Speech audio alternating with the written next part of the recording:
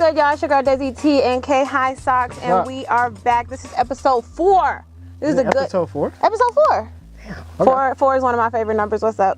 4. Right. Before we get started, definitely shout out to Culture Misfits. As you can see, you know, do it for the culture. T-shirt is dope. Might have to give me one. Yeah. I thought about you. Not enough though. But then I said, you didn't think about me enough. That's all right. And then I said, I'll just get it for them online, because you can go on their website, culturemisfits.com, and they got their whole line up there. It's so dope. They did a pop-up shop like 2 weeks ago.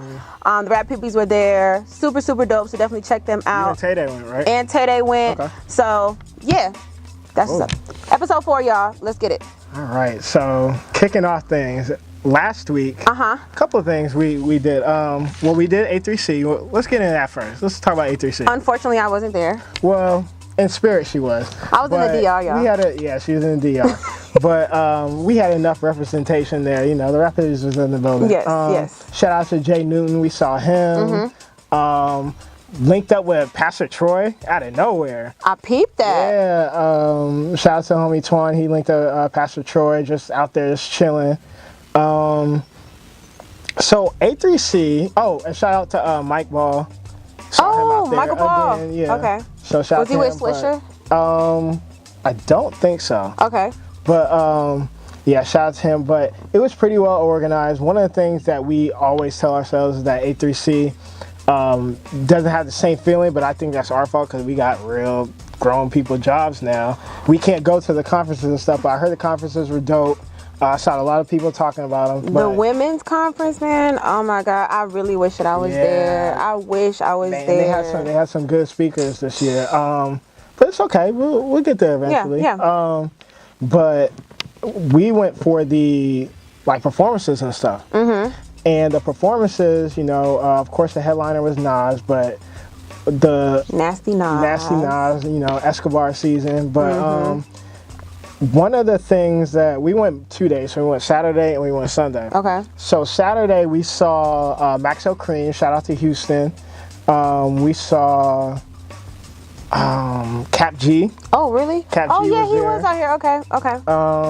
Who else were some really notable people that we saw? There's a couple of people sprinkled in there. But the point of A3c is the people who trying to get their name out there. Right. When you go to A3c, you go to figure out who's on the come up. Like if you can pop up and get a stage at A3c, then that means that you're climbing that ladder to get out to the public. Right. And then I was mad because we had to wrap around to get in, and we were coming down the stairs, and I heard Smino performing.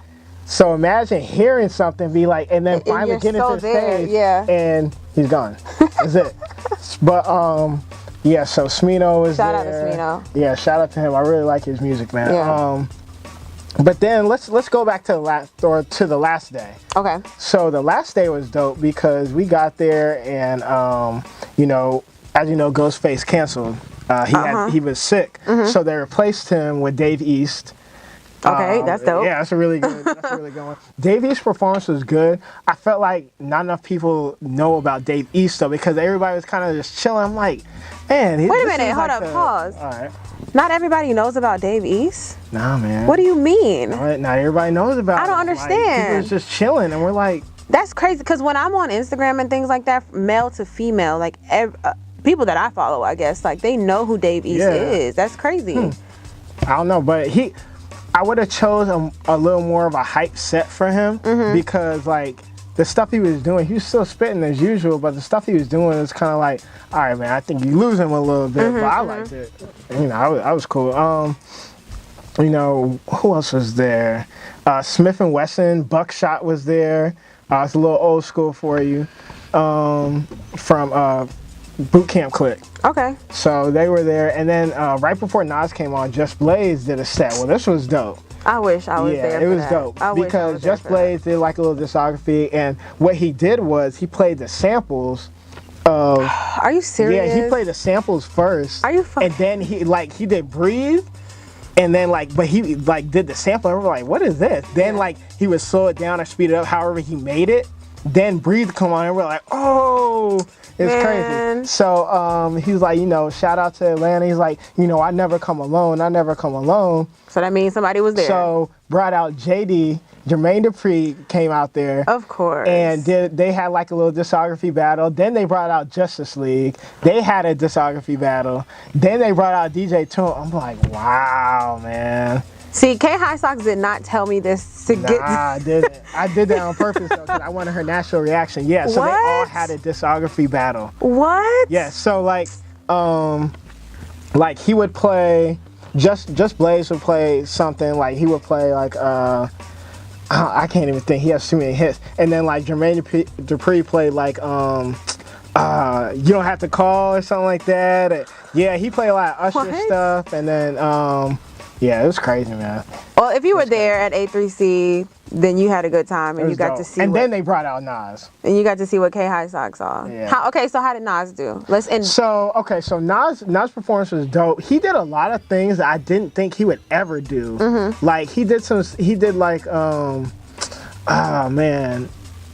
Stay, which is an amazing song, but I just didn't think he would do stuff like that. I thought he did stuff to like get the crowd hype, but he actually went like 40 minutes past.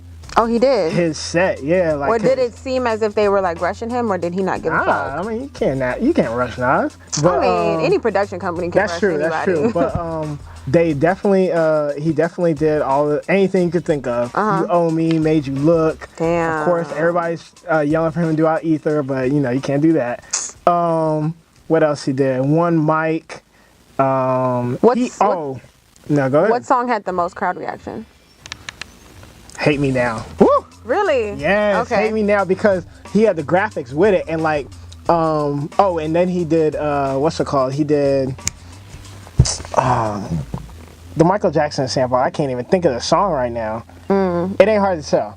Or no, excuse me, the one with the Michael Jackson sample. It's not, we'll look it up, yeah, whatever. You know what it is. But yeah, he would have graphics and stuff. When he did Hate Me Now, he had the flames all over the place, like like the video, like but it was like a video, of course, but everybody knew what it was. Yeah. So he did that, and I think that was the most crowd reaction. But two dope things was that he forgot his lyrics a lot.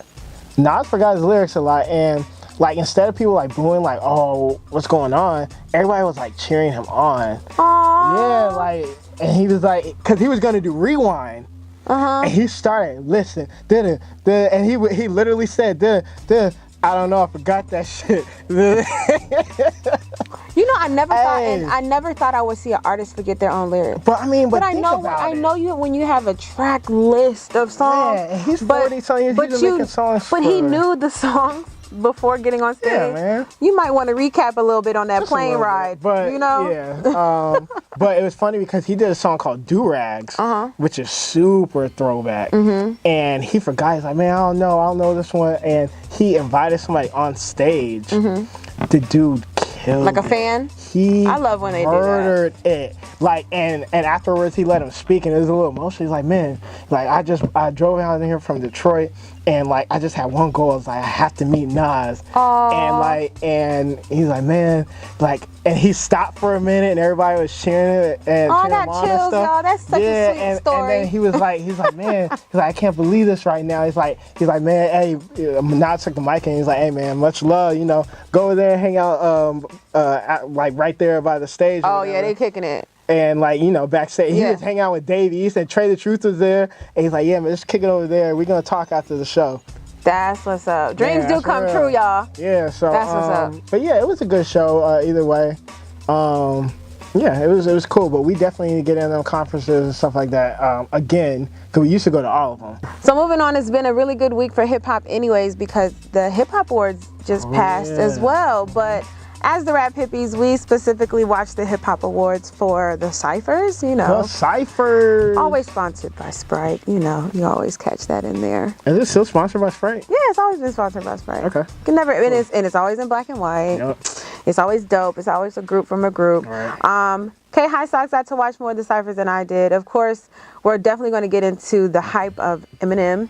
Yeah. But before we even get into the Cyphers, I definitely just want to give my little shout out to Cardi B. She was not in the Cypher, but she definitely walked away with Hustler of the Year, Rookie of the Year, Best New Mixtape. or best mixtape. Okay, can I say something about Cardi B before you finish? Sure. I don't dislike Cardi B. I just don't like her music. And maybe, okay, it's kind of convoluted, but anybody can take themselves out of a situation and put themselves in a better one. I always respect. You know, you're an entrepreneur. You're giving people jobs. You know, that's cool, and I always respect the hustle. But just because I respect your hustle doesn't mean I have to like your music. You don't have to like her music, but I just, when you watch Cardi B from where she came up to where she is now, Where did she come from?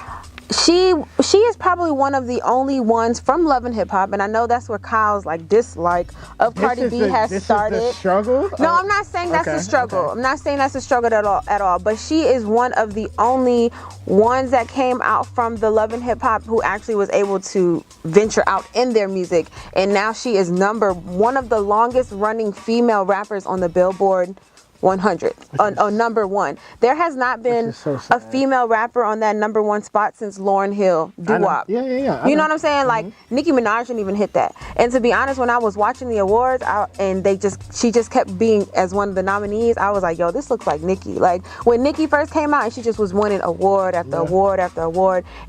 And I was talking to somebody else, and they were saying how basically this is how female rappers come about. Like, you know, male rappers can always just kind of come and go, and be good. But for females, it always is one at a time. Like, and this is kind of what you only get one. Yeah, and that's what it seems like is happening for her. I know I've spoken on Cardi B before, and I'm just ready to hear what's next. Yeah. What else you got? Bodak Yellow is a good. I mean, I like it. I like that she has a Spanish version of it. I like that, you know. Sorry, she's Dominican? She is, yes, I believe she is Dominican. She has a Spanish version of it, which is pretty dope because back in the days, people used to do Spanish versions of their songs. And people aren't doing that anymore. So for her to jump into that realm, when I went to the DR, you know they were playing that song. Wow. And so just shout out to Cardi B. It's all love. I'm super, super proud of her. And she's Team Libra Gang, you know. Her B-Day just passed just as well. I'm super proud of her. I'm super proud of her. She is her. She has a personality. She knows what she's doing. I just wish it could be a little more positive women in the forefront. Like, I understand that. I definitely understand. And again, as I will always say, there is a time and a place for certain artists, for certain music, certain things. There is. You know, there's good artists that make turn music to, like, there are Kamaya. Yes, there is. So, you know, just and I 100% agree with you. But Cardi B, I fuck with you, girl. So keep doing your thing. You know, black girl magic. You girl. I like Kamaya more. But anyways, I love Kamaya. Okay, don't even give me. I love me some Kamaya, and I love me some Rhapsody. So you know, but I like Cardi B. And we just gonna leave it at that. All right, go ahead. So we had a couple of categories besides the ones that Cardi B won. Kendrick Lamar has he did win Best Lyricist of the Year. Thank you, Jesus. Best Live Performer. Between Cardi B and Kendrick Lamar, they were the top. Okay. They were the top ones. I think together brought home 9. Best Album of the Year, of course, was Kendrick Lamar. Damn. Okay. Best or most impactful song was Story of OJ by by Jay-Z. MVP of the year was DJ Khaled. DJ of the year was DJ Khaled. Music Director of the year, Benny Boom. Okay. Let's see what else. Cardi B got Best Hip Hop Style. I'm not really sure what that consisted of. Yeah, right. That was about it. I mean, Best Producer was Metro Boomin. Okay. Yeah, that's pretty much the only person killing it right now. Yeah. Him and Mike Will. Yes. But Cardi B won Best, like, you said Best Rookie. Like one of them, T Grizzly was in. Yes. I knew Cardi was gonna win, but I really like T Grizzly, man. I really like his story. I actually saw an episode of him on The Therapist. If you haven't watched The Therapist on Vice, it comes out on Mondays. And basically, like, who I watched, Deslo, T Grizzly, Freddie Gibbs, Waka, like, and they sit down with a therapist and they just talk about their life right now, their past life, why they, you know, how they are. It's a good show. It's on Vice Land. It's really good though, man. You see a lot of people open up. Vic Mensa, I saw recently. It's a really good show. want to get deeper into the mind. Yeah, like before we wrap up though, like new music this week. You want to talk about the Cyphers? Oh, I'm tripping. The Cyphers. Okay, cool. Because thank you. You're very welcome. She keep me on track because I voiced so much about Cyphers that I forgot about. You forgot to let the world know the relevant. So a couple of Cyphers that I liked. I'm gonna pick out individuals because to go through everybody, I'm gonna pick out the ones that stood out. JID. What? His flow is just ridiculous. Man, I already knew that was gonna be when he came through, I was like super excited. I was jumping around. I was like, yeah, that's my nigga. Yeah. Who else? There was this dude. He's a singer from Atlanta, Black. But he spells with a 6. Yeah. Hey, you need to release an album, I like didn't a rap get to watch album, that bro. one. He can spit, man. Who else we had? Okay, Rhapsody. Everybody's talking about Rhapsody was killing it and stuff like that. I wasn't like her freestyle was good, but I wasn't like ooh, she killed it. You know? It was kind of just like, all right, I see you. LaKelly 47, the chick with the mask on. I didn't. Woo! She started off with singing the I remember, and then she just started flowing. Oh, okay. Woo! I peeped her for a minute though. Who else was in there? I know I'm forgetting people though, man. I'm pretty sure I kind of walked away a little bit from the Cyphers, but gradually over the years they have decreased. Yes, it has. But I mean, we can shoot right on. There was a lot of other ones though. Zoe Dollars was